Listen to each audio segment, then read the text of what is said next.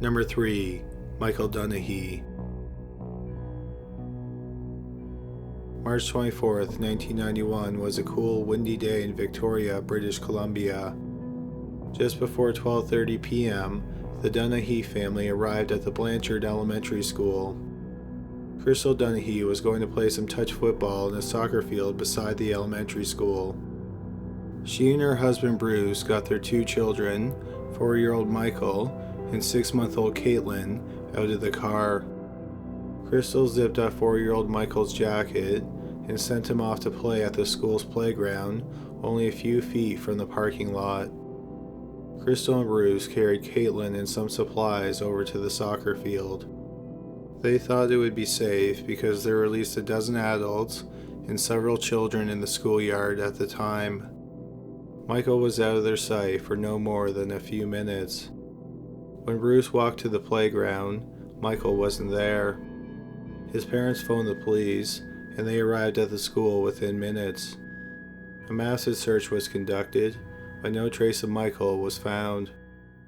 All the detectives from the Sexual Abuse Division were called in, and they worked for 30 days straight. 1,600 leads came in, but nothing fruitful ever came from them. The police think that Michael didn't make it to the playground, and he was probably kidnapped in the parking lot. The disappearance rattled the city of Victoria and many Canadians. Who would kidnap a boy from such a public area just 100 feet from his parents? The police say that Crystal and Bruce did nothing wrong, and they were just victims of circumstance. Michael's family hopes that he is still alive, and one day he'll come home. If Michael is still alive, he is 31 years old at the time of this video. Number 2. Felicia Weaver. At the beginning of 2015, 52-year-old Felicia Weaver was living with her ex-husband in the small town of Hayden, Alabama. 2 of her 3 sons also lived in the house. Weaver moved in with her ex because he and her sons needed to take care of her because she had chronic obstructive pulmonary disease. Her condition was worsening, and her family considered taking her to hospice care. She needed oxygen from a tank, and she could barely walk 100 feet on her own. On the morning of February 5, 2015, Weaver's son, Michael Mullins, left his mother home alone. When he left the house, she was sitting on the bed playing with her iPad. While he was out, Mullins communicated via text with his mother. He sent a text at 2:37 and said he was heading home. At 3 o'clock, he still hadn't made it home, and he also hadn't heard from his mother, so he became worried. He called his mother, but there was no answer. He then called his father, who answered the phone, and told him that the house was on fire. When Mullins made it home, the fire department was there fighting a blaze that engulfed the entire house. Mullins and the rest of the family assumed that Weaver never made it out of the house, and she died in the fire. Because of her health, she wasn't very mobile, and her car was parked outside of the home. After the blaze was extinguished, the fire department searched the burnt wreckage of the house. They found the bodies of the family's 3 dogs, but none of Weaver's remains were found. The fire wasn't hot enough and didn't burn long enough to turn Weaver's body into ash. Also, if the dogs' bodies weren't destroyed, a human body wouldn't have been destroyed either. The fire department is sure that there was no human remains in the wreckage. The fire marshal didn't say what caused the fire, but he said no accelerant was used. A massive search for Weaver was launched, but she wasn't in the area. Her family knows that she couldn't have made it very far on her own, especially without her car. Her family has no idea where she went, but they believe she is dead. She couldn't have survived very long without her oxygen or her medication. The police are not sure if she was a target of foul play, because why would someone kidnap a dying woman? If Weaver chose to disappear, where did she go? Did she start the fire? If so, why did she do that? Also, why wouldn't she have let the dogs out of the house before starting the fire? Unfortunately, unless Felicia Weaver is found, These questions will likely never be answered. Number 1. Juan Pedro Martínez. At 6 o'clock on the morning of June 25, 1986, a tanker truck was speeding down a slope in the Somosierra mountain range, which is about 60 miles north of Madrid, Spain. The truck was traveling at least 85 miles per hour downhill. Many people thought that the driver had a problem with the brakes and he couldn't slow down. The truck knocked the mirror off one car and rear-ended another one. The driver of the car that was rear-ended pulled off and watched as the truck continued to speed down the slope. The truck eventually came to a curve in the road and it overturned, colliding with 2 other vehicles in the process. When it did, the contents of the tanker spilled out. Unfortunately, the tanker was carrying 20,000 liters of sulfuric acid. First responders raced to the scene, and when they arrived, there was a fire because the acid had mixed with the dew on the grass. Lime was brought in to neutralize the acid and stop the fire. Despite 3 vehicles being involved in the crash, there were only 2 fatalities. 36-year-old Andres Martínez, who was the driver of the truck, and his wife, 34-year-old Carmen Gomez, who was in the passenger seat of the truck. Both of their bodies had been burned with acid. About an hour and a half later, a member of the civil guard called Carmen's mother to tell her the tragic news. The news that her daughter and son-in-law were dead broke the woman's heart. She then asked if her grandson survived the crash. Confused, the civil guard asked the woman what she meant. The woman said that her 10-year-old grandson, Juan Pedro Martínez, was traveling with his parents in the truck. She wanted to know if he survived the accident. The civil guard told her that no child, dead or alive, was found at the scene. Carmen's mother then asked a question that hasn't been answered in over 30 years. Where is 10-year-old Juan Pedro Martínez? Andres, Carmen, and Juan Pedro lived in Murcia, a city in the south of Spain.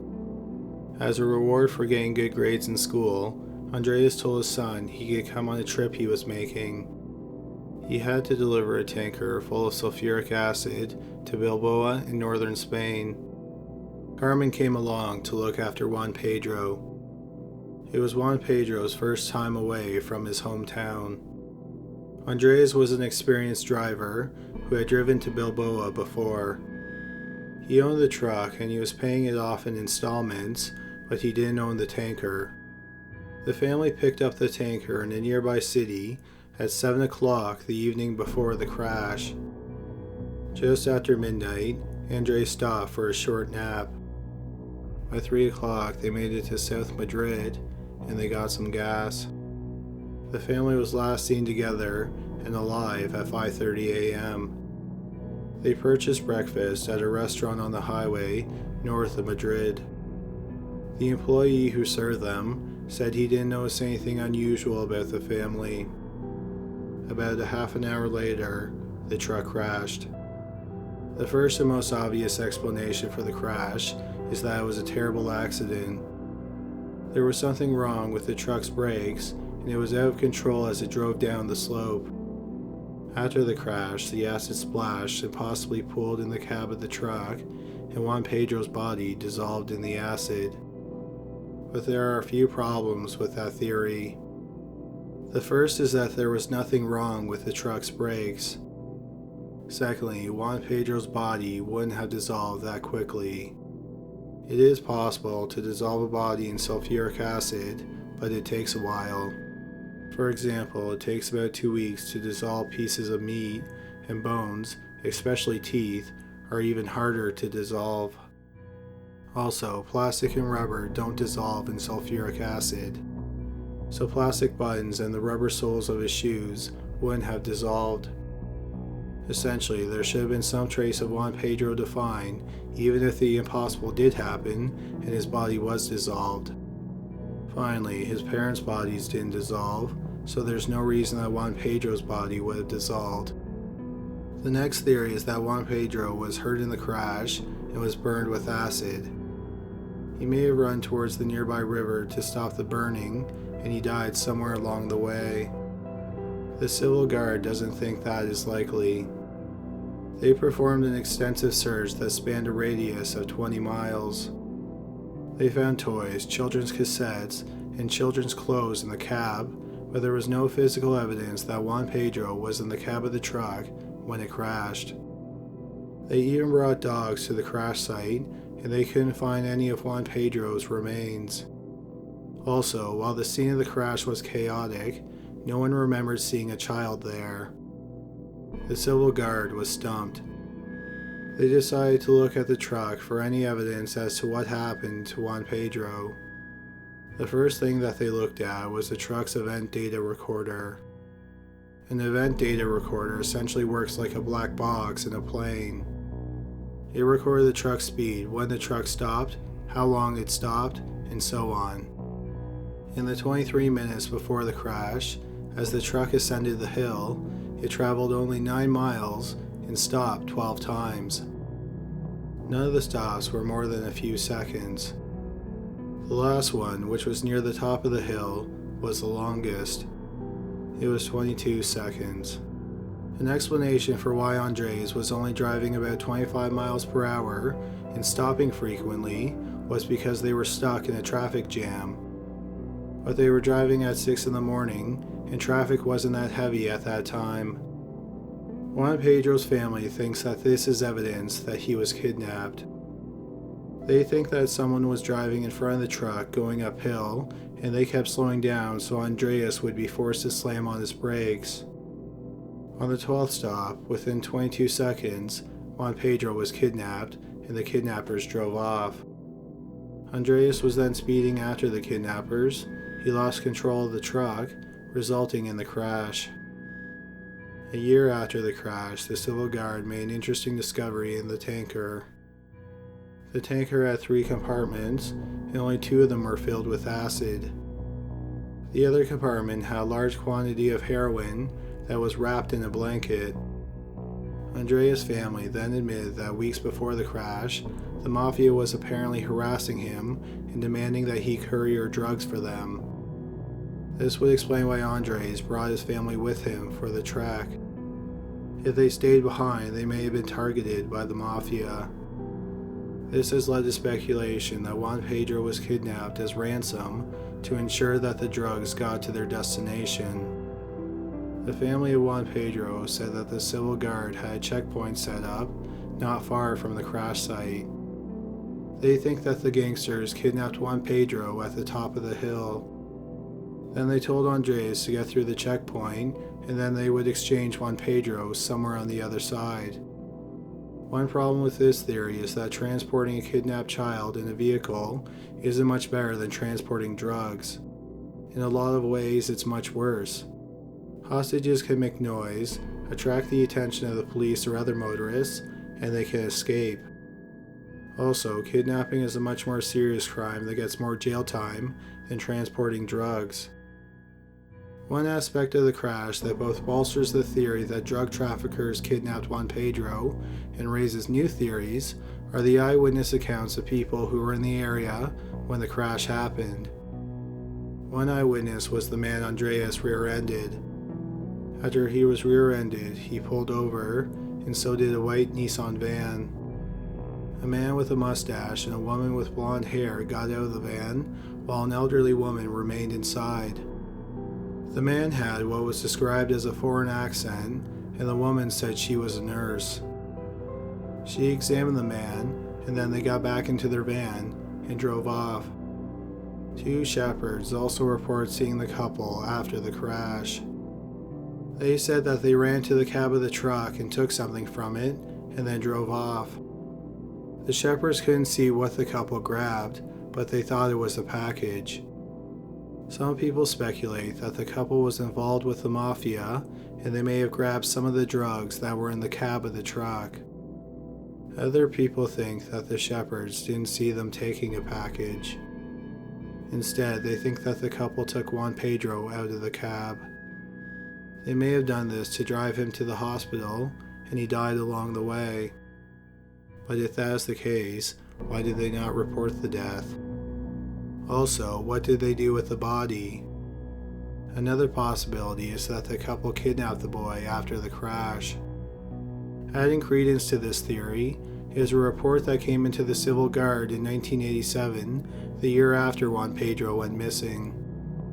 A man who ran a driving school in Madrid said that one day after the crash, an elderly blind Iranian woman came into the school. The woman said that she had been in Spain for 6 months and she was looking for the American embassy. She was accompanied by a boy who was about 10 or 11 who seemed disoriented. The boy had an accent that made it sound like he was from the same area of Spain that Juan Pedro was from. The man swore that the boy was Juan Pedro. There is speculation that this elderly woman was the same elderly woman who was in the white van with the couple.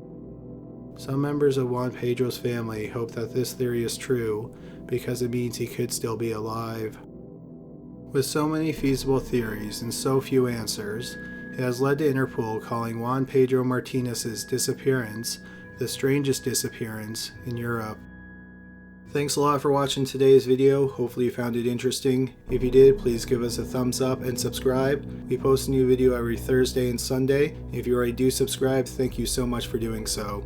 You can also like us on Facebook and follow us on Twitter. We may even follow you back. But that's all for today. Thanks again for watching.